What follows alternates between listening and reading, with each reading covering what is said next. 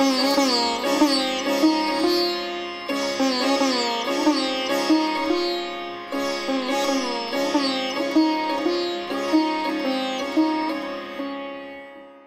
علیکم. Dialogue with history کے ساتھ میں ہوں عائشہ نور. سر، یہ گزشتہ روز آپ نے کرپشن کے سرطان کی بات کی. جی. 3 ماہ کی نگران حکومت اس بیماری کا علاج کیسے کر سکتی ہے؟ 3 ماہ کی نگران حکومت کے بس کا یہ روگ ہی نہیں ہے. یہ کیسے آپ نے سوچ لیا کہ 3 ماہ کی نگران حکومت یا 1 سال کی نگران حکومت بھی یہ کام کر سکتی ہے؟ جتنا گند اکٹھا ہو چکا ہے اس حساب سے تو میں سمجھتا ہوں انقلابی انداز میں بھی انتہائی تیز سپیڈ سے بھی ٹھیک کرنے کی کوشش کریں گی تو کوئی 3-1 سال کا پیکیج ریکوائرڈ ہے. چند دن پہلے میں نے ایک گفتگو میں ڈاکٹر خالد رانجھا کی بات میرے دل کو لگی بھی، لیکن میرے دل کو ایکچولی چیر کر نکل گئی تھی وہ بات. وہ کہنے لگے کہ آپ کرپشن کی بنیاد پر کسی کو الیکشن نہیں ہرا سکتے. یعنی ثابت ہو جائے کہ ایک آدمی کرپٹ ہے، آپ اسے ہرا نہیں سکیں گے. کیوں؟ عوام جنہوں نے الیکٹ کرنا ہے، 1 مین 1 ووٹ، وہ زیادہ تر ایسے لوگ ہیں جو نہ صرف ناقص العقل ہیں بلکہ اخلاق باختہ بھی ہیں. انہیں اپنی انٹرسٹ ملک و قوم کی، معاشرے کی انٹرسٹ سے زیادہ عزیز ہے.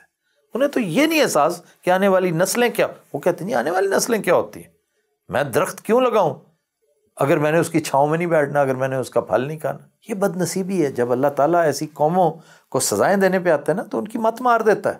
ان کو سمجھ ہی نہیں آتی کہ آپ کیا کر رہے ہیں. چنانچہ جن لوگوں نے الیکٹ کرنا ہو وہ تو خود کرپٹ ہیں. آپ یقین کیجئے آپ کے حکمران، آپ کے لیڈرز، آپ کے نیتا اتنے کرپٹ نہیں ہیں جتنے یہ عوام ہیں. انہی عوام کا جوس بن کر آپ کے خواص پھر سامنے آتے ہیں. طویل پروسیس چاہیے اس کے لیے، 3 سال یا 6-7 سال.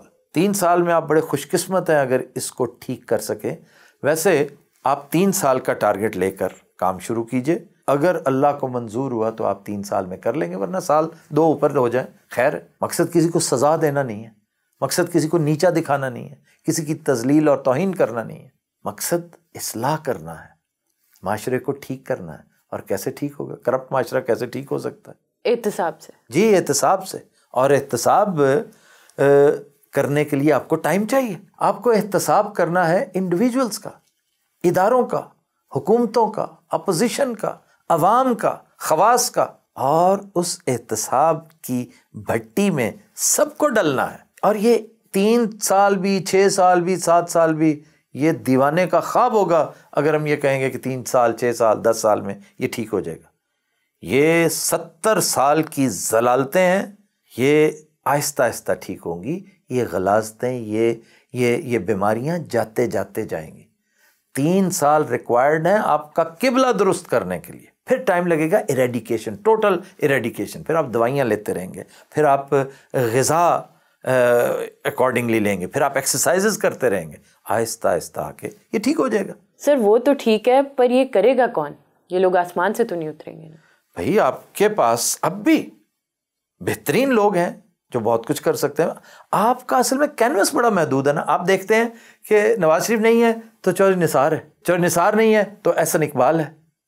یار یہ اس طرح نہ سوچیں. آپ کی اسکرین پر اس وقت جو لوگ ہیں وہ بہت کم، اس میں 5% بمشکل 10% ایسے ہیں جو اس قابل ہیں کہ جن سے آپ کام لے سکیں. آپ کو نئے لوگ لانے پڑیں گے. اور یاد رکھیے بیرون ملک بیسٹ لاٹ پاکستانیوں کی بیرون ملک بیٹھے، اوورسیز ہے. کیوں؟ اس میں کوئی شک نہیں کہ میں ہمیشہ انہیں، زیادہ تر لوگوں کو بزدل کہا کرتا ہوں. حالانکہ میرے بڑے عزیز دوست ہیں، میں بڑا پیار کرتا ہوں ان سے. وہ بزدل اس لیے ہیں کہ انہوں نے مشکل کام میں ہاتھ ڈالنے کی بجائے آسان اور سہل زندگی اپنا لی. بیمار ماں کو ان لچے لفنگوں اور اچکوں کے رحم و کرم پہ چھوڑ کے کسی اور دیس میں جا بسے. ان سے ریکویسٹ کریں، اب بھی سر پھرے موجود ہیں، واپس آ کر کام کریں گے وہ، اور آپ کو ڈیلیور کر کے دکھائیں گے.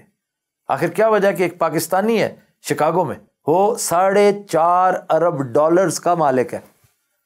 کچھ کر کے کیا ہے نا، اس نے شو کیا، دکھایا ہے. بہت کم لوگوں کو پتا ہے کہ پاکستانیوں کی ایک فوج ظفر موج ہے جو نارتھ امریکہ میں کامیاب زندگی گزار رہے ہیں، کامیاب ادارے چلا رہے ہیں. آپ افریقہ چلے جائیں، آپ ساؤتھ امریکہ چلے جائیں، آپ مڈل ایسٹ چلے جائیں، یورپ بھرا پڑا ہے. ان پاکستانیوں میں سے کوئی 1-2-4% سرفرے تو ہوں گے نا جو اس بیمار ماں کی مدد کے لیے، اس کے علاج کے لیے آنے پر تیار ہو جائیں. پھر آپ یہاں سے تلاش کریں لوگ، ایسے ایسے لوگ آپ کو ملیں گے کہ آپ حیران رہ جائیں، جو اس جاہ و حشم کو، اس لگژری کو کوئی اہمیت نہ دیتے ہوں، اس کو ایک بناوٹی اور جعلی لائف سمجھتے ہوں. یہ پروٹوکولزم کیا ہے؟ مطلب دیکھیں ایک کیریکٹر تھا آپ کی سیاست کا، ملک معراج خالد، وہ تو کسی پروٹوکول کے بغیر، لوگ کہتے ہیں جی اس وقت ٹیررزم کا خطرہ نہیں تھا. یقین کیجئے اگر آج ملک معراج خالد ہوتا، اگر آج حنیف رامے ہوتا، آج ڈاکٹر مبشر حسن کو لے آئیں اور اتنا ہی ٹیررزم آ جائے. ابھی کل دیکھیے کیا ہوا لاہور میں، وہ کبھی آپ سے سیکیورٹی، پروٹوکول اور یہ بکواسیات نہیں لیں گے. یہ چونچلے ہیں ان لوگوں کے جو خود اس سسٹم کا، اس کرپٹ سسٹم کا حصہ ہیں. سر آپ کی باتوں سے ایسے محسوس ہوتا ہے جس طرح آپ کو جمہوریت سے بڑی چیڑ ہے. Is it true?